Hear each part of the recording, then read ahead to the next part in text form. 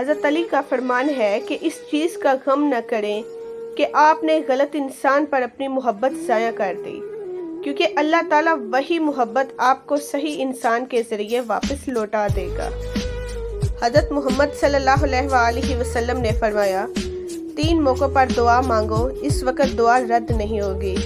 پہلا، جب جسم کانپ اٹھے، دوسرا، دل میں خوف آ جائے، تیسرا، آنکھوں میں آنسو جاری ہوں۔ آپ نے فرمایا، اللہ اس کے چہرے کو روشن کرے جو حدیث سن کر دوسروں کو پہنچائے۔ سائیکالوجی کے 12 اصول جو آپ کی زندگی بدل دیں گے۔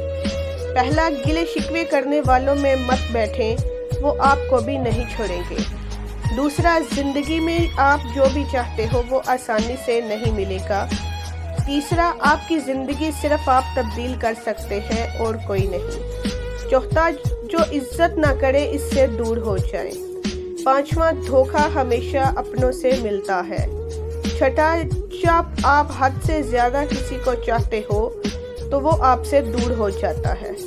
ساتواں، کچھ لوگ اپنی ضرورت کے لیے آپ کے ساتھ ہوتے ہیں۔ آٹھواں، اکیلا جینا سیکھیں، لوگوں کو دفع کریں۔ نوواں، آخر میں ہم لوگ یادیں اور کہانیاں بن جاتے ہیں۔ 10واں، سمجھداری یہ ہے کہ آپ لوگوں کو مجبور نہیں کرتے کہ وہ آپ کے ساتھ رہیں۔ 11واں، اپنا پیسہ اور عزت کسی اور کے لیے داؤ پر مت لگائیں۔ 12واں، اور آپ ٹوٹے ہوئوں کو دوبارہ نہیں توڑ سکتے۔ بدصورت بیویاں بھی پرواہ کرنے والے شوہر کی محبت میں نکھر کر شہزادیاں بن جاتی ہیں، اور خوبصورت بیویاں لاپرواہ شوہر کی وجہ سے اپنا آپ گنوا دیتی ہیں۔ اپنی بیٹی کی ذرا سی تکلیف پر تڑپ اٹھنے والے نہ جانے کسی دوسرے کی بیٹی کے لیے دل میں نفرت کیسے پال لیتے ہیں، دل آزاری والے الفاظ کیسے بول لیتے ہیں۔ اسے منافقت کہتے ہیں یا خوف خدا سے خالی دل۔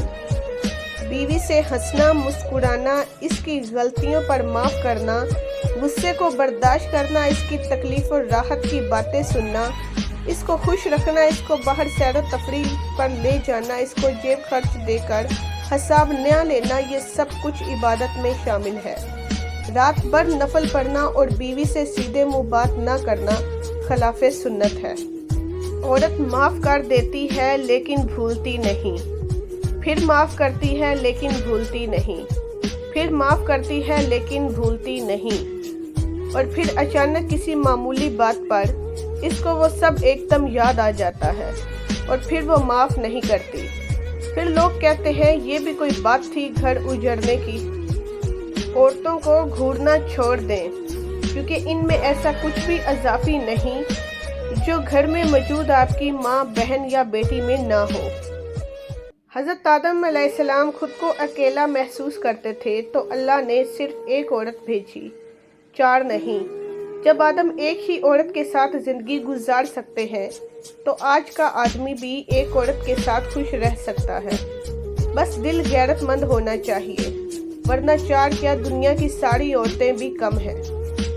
مرد عورت کی بحث کو تو دیکھتا ہے کہ یہ ہر وقت لڑتی رہتی ہے یا ہر وقت ہی الٹی باتیں کرتی ہے، پر اس کے اندر کے ڈر کو کبھی نہیں سمجھ پاتا۔ 100 میں سے 2% مرد ایسے ہوں گے جو عورت کے رہتے اس کے دور ہونے کا ڈر رکھتے ہوں، جبکہ 98% مرد عورت کو کھونے کے بعد ہی اس درد سے ملتے ہیں، جبکہ عورت جب ہاتھ تھامتی ہے تب سے ہی ساری دنیا اس ایک شخص کو سمجھ لیتی ہے۔ اگر عورت مخلص ہے تو تحفظ کا احساس دلانا مرد کا فرض ہے، کیونکہ 99% عورت صرف اس سوچ میں ہلکان رہتی ہے کہ میری زندگی میں آنے والا مرد میرا ہے بھی یا نہیں، اور ہے تو پھر تا قیامت تک ہے، کیونکہ فطرتاً عورت سب کچھ شیئر کر سکتی ہے، پر اپنی زندگی سے منسلک مرد مر کے بھی نہیں بانٹتی۔